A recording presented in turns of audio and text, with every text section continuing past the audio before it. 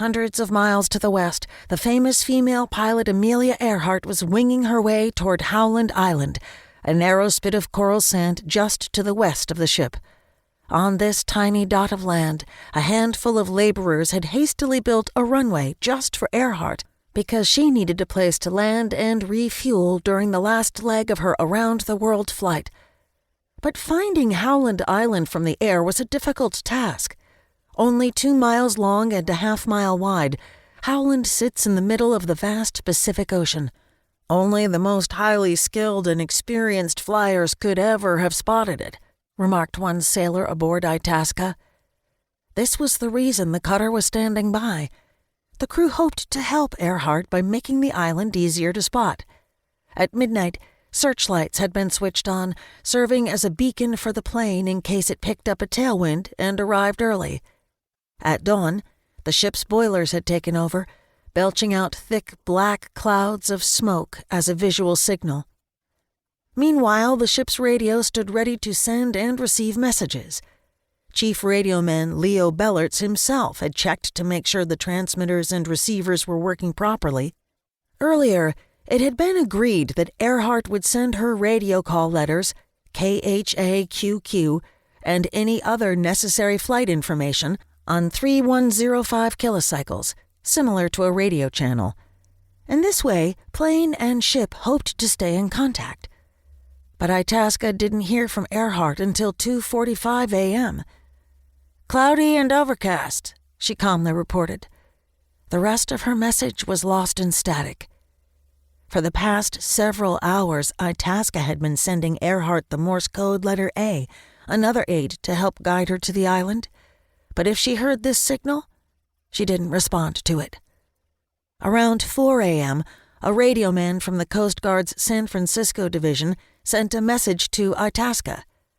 "Have you established contact with the plane yet?" he asked. "We've heard her," replied radioman third class Thomas O'Hare, "but don't know if she hears us." Itasca went on sending and listening. Just before 5 a.m., they heard Earhart again.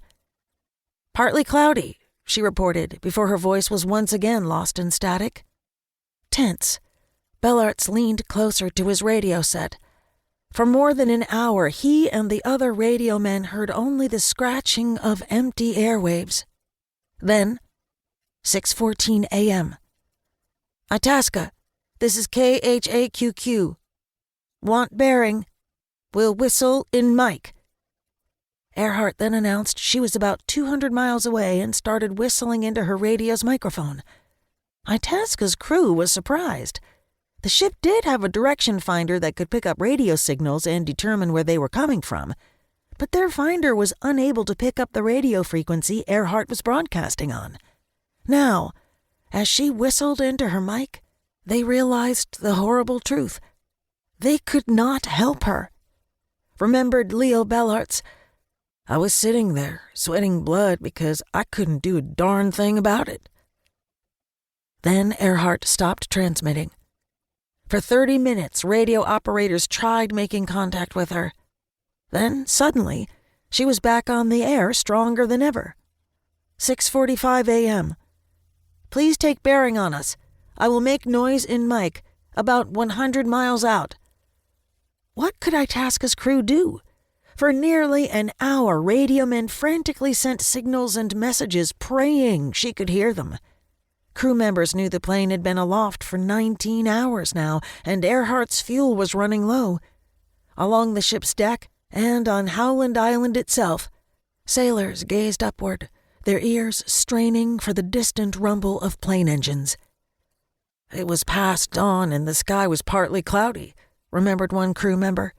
"The Itasca sent out huge clouds of smoke while we lined the runway and sat out in lifeboats, and the official greeters waited anxiously at the reception spot.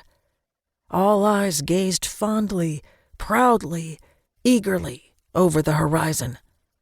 We believed we were about to see history in the making, the first woman to fly around the world. But she didn't come. And she didn't come." And then her voice broke through the static.